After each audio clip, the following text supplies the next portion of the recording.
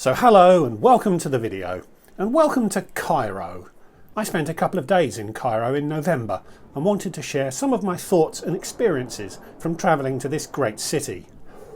This is by no means a comprehensive travelogue, but I hope it will be an entertaining introduction to the place, which may inspire a few of you to seriously consider taking a trip there. So if that sounds good, stick around. Hi, I'm Matt. Over the last 25 years, I've travelled a lot. I've lived in 5 countries on 4 continents. I've flown over 1.3 million miles. I've visited over 100 countries, every American state, but I'm nowhere near done. So hit subscribe to see where I go next and perhaps get some inspiration for your next trip.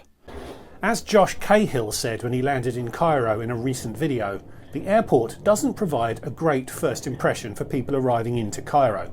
So I'll talk about the airport at the end of this video. Let's focus on what's great about Cairo. Egypt is obviously a top-tier tourist destination, but apart from relics displayed in museums, relatively little of the ancient Egyptian civilization can be found in Cairo itself. The exception, of course, are the pyramids, but they're technically in the Giza Governorate, a few miles outside of Cairo city. I didn't actually visit the pyramids on this occasion. I've been a couple of times before and had limited time on this trip, so chose to explore the city of Cairo in greater detail. But you must visit the pyramids if you go to Cairo. Cairo is one of the world's great Islamic cities with many mosques and other historic buildings. You know you're in the Middle East when you hear the call to prayer 5 times a day, although if a minaret is located right outside your hotel room, the pre-dawn call can be a little annoying. This was the great mosque of Muhammad Ali Pasha, also known as the Alabaster Mosque, located in Cairo Citadel.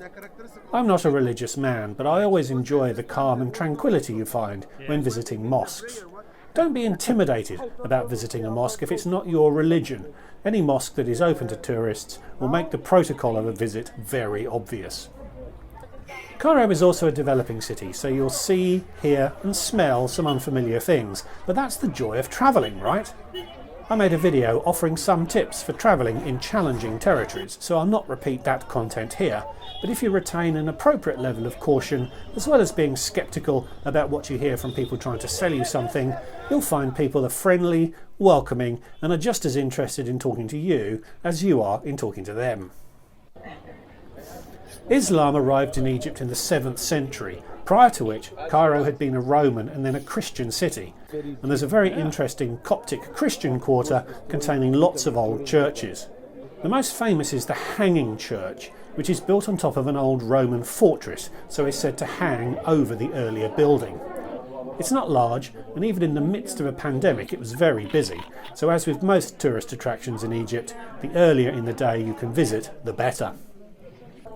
Close by is the Saints Sergius and Bacchus Church, which contains a crypt where Mary, Joseph and the infant Jesus are said to have rested during their journey into Egypt. Not entirely sure that the timelines quoted completely support that belief, but it's certainly a historic building. Again, it's small and crowded, but is very interesting nevertheless. The Citadel sits on a hill overlooking the city, the kind of site often chosen by ancient leaders to solidify their rule. Aside from the Great Mosque, there are a number of other mosques and historic buildings, as well as a spectacular view of the city. The Citadel also houses the Egyptian National Military Museum, which reopened during my visit, having been closed for many years. My guide enjoyed his visit more than I did. It is a substantial museum, housed in an old palace that thoroughly covers Egyptian military history. Did I mention it was thorough and substantial? I mentioned that I used a guide. You certainly can travel independently, although there's very little information available in most sites unless you take a guidebook with you. Hiring a guide is recommended though, as they will bring the visit to life and they will adapt their commentary to your specific interests. I found a guide called Bakir through Airbnb's experiences offering and paid around £37 for a half-day tour which included a car and driver. That was very good value, and Bakir was particularly knowledgeable on the Islamic side of Cairo, which is what I was mainly interested in. Of course, you think of Egypt and you immediately think of mummies, tombs and pyramids. Although Cairo itself was never a pharaonic city, it houses some excellent museums. The most famous of these is the Egyptian Museum. This is a truly remarkable building that is over 100 years old and feels like it's over 100 years old. It is scheduled to close this year, so is slowly being emptied, but there's still some amazing stuff to see in a quite remarkable environment. This area, containing stuff packed up to be moved out, felt like the closing scene from Raiders of the Lost Ark. I was able to walk to the museum from my hotel, so I visited independently and not as part of a tour. There are Egyptologists available for hire outside the museum if you wanted a guide. I'd been a few times before, so knew my way around and was actually keen to stroll around at my own pace. It feels like the building is full of forgotten galleries filled with forgotten treasures, and aimless wandering is actually quite rewarding, even if you miss out on some of the detail. There are lots and lots of relics in Egypt. Only the most amazing 1% are ever discussed and displayed, but the other 99% that are just lying around the place are often remarkable pieces of history in their own right. A quick tip: most sites in Egypt will require you to buy a photography license if you have a still or video camera. That can be more than the cost of admission. One thing I found on this trip was that they won't charge you if you use a cell phone as a video camera. The security team will require you to leave any proper camera equipment you have with you in the lost property office, but I paid nothing to use my cell phone to capture this footage. The headline attraction in the museum is the Tutankhamun collection, relics found in his tomb which had lain undiscovered for thousands of years. The most notable item is the golden death mask. Even with a license, they don't allow photography in this room, presumably so they can sell images in the souvenir shop. Quite a lot of the Tutankhamun collection and quite a few other exhibits had been moved out when I visited. I'll come back to where they'd been moved to in a moment. But if you get the chance to visit this amazing building, I'd take it, even if it's part empty. There is literally nowhere else like it anywhere in the world. The museum is right beside Tahrir Square. My last visit to Cairo was just after a coup, so the square then was off limits as it was full of tanks. It was quite pleasant to stroll around on this occasion. And the museum is also right next to the Nile, the heart of Egypt and the reason why the ancient Egyptian civilization was able to achieve such prominence and dominance. Very appealing, especially on a hot day, but a quick swim is definitely not recommended. On this visit I also went up the Cairo Tower for the first time. Quite good fun and a great way to see the city, provided you don't look too closely at the cracks in the 1950s era concrete. I mentioned that artefacts are being moved from the Egyptian Museum, and I also mentioned that Giza was a different governorate from Cairo. I gather that this has caused some political conflict. Back in 2002, the design of the Grand Egyptian Museum was revealed. This was to be built in Giza, adjacent to the pyramids, and would become the largest archaeological museum in the world.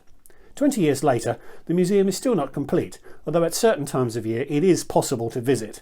That was not an option for me on this trip, as it was completely closed, so they could get on with actually building it. It will house an exhibition on Tutankhamun, where I believe every single item found in his tomb will be displayed. That is where many of the artefacts in the Egyptian Museum have been moved. It's scheduled to open later this year, but it was supposed to open in 2020, so I wouldn't hold your breath, although it will be amazing when it is open. Now, Cairo's politicians became a bit twitchy that tourist traffic would bypass the city completely if all of the major attractions are in Giza, so they decided to build what is called the National Museum of Egyptian Civilization in Cairo. This actually opened in 2017, but last year, in a very well publicised ceremony, the mummies of Egypt's pharaohs processed to this museum from the Egyptian Museum and are now on display. I did visit this museum and it is very well arranged and has a huge capacity for expansion in future years. Perhaps 2% of Egypt's relics will be able to be displayed between these two huge new museums. The fact that there are two new and very similarly named museums in the Cairo region is extremely confusing. I'm sure both will demand a visit, but if you're mainly interested in Tutankhamun or perhaps in the mummies, you need to be certain you're visiting the correct museum. I did visit the mummies, although photography was not allowed. It was very well done, as you were directed through chambers containing the mummified bodies of many of Egypt's most famous rulers. This was a non-royal mummy displayed in the Egyptian Museum. To be honest, it's a little disconcerting to be gawping at dead bodies, most with skin, some with hair, all of them dead for over 4,000 years. Not perhaps an experience for everyone. I stayed in Zamalek at a hotel I found on Hotels.com called the Longchamps Hotel. This property was right up my street, historic and quirky but still comfortable, with excellent hospitality from the formidable owner Mrs. Bakri and her excellent team. Identikit international hotel chains are also available if you prefer. Zamalek is a good place to base yourself, as it is probably the most westernised part of Cairo, with a number of good restaurants close by. You are in a Muslim country, so you won't find pubs on every corner, but you can definitely get a cold beer at the end of a hot day touristing. So, Cairo Airport. It has a terrible reputation, but it's not that bad.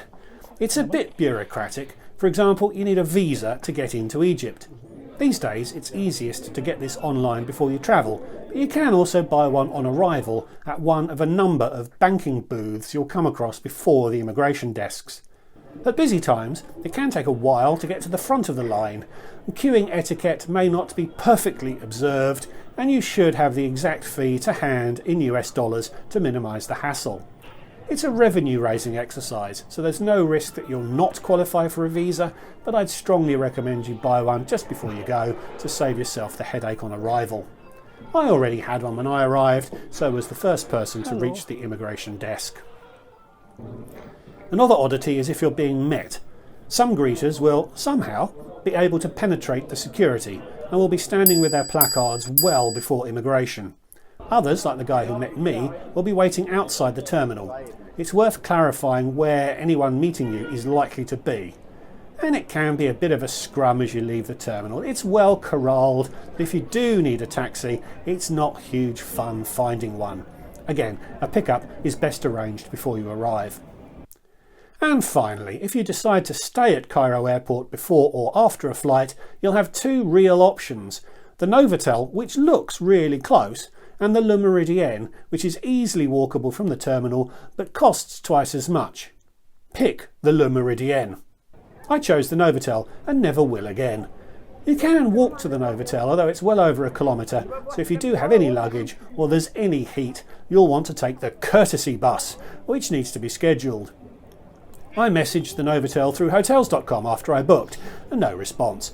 I emailed them directly, and no response. I emailed again, no response. I ended up calling them 3 times when I was in Egypt to arrange a pickup, and in the end they never showed up. Fortunately, a UN worker from Morocco who was on his way to South Sudan had requested a pickup, and they showed up for him, so I was able to cadge a lift. A shambles, so stay at the Le Méridien. So there you go. Visiting Cairo is not like visiting Orlando, Berlin or Singapore. It's crowded, noisy, smelly, and you will be hassled. But there are things you will see in Cairo that you will not see anywhere else, and experiences you'll have that will stay with you forever. I passed a road sweeper who was just ecstatic to see a tourist. We've been a rare sight in recent years. I'll never forget the smile on his face, and I hope he'll never forget how to fist bump, as I had to teach him how to perform one. This video is a little different to what I've made before, so I'd really love some feedback in the comments section as to what you thought of it. This is the kind of video I thought I'd be making when I started the channel, although the pandemic has gotten in the way. Have you been to Cairo? Would you consider a visit after seeing this? Please like this video if you've made it this far, and please subscribe if you're new. So thanks for watching, and I'll see you all in the next one.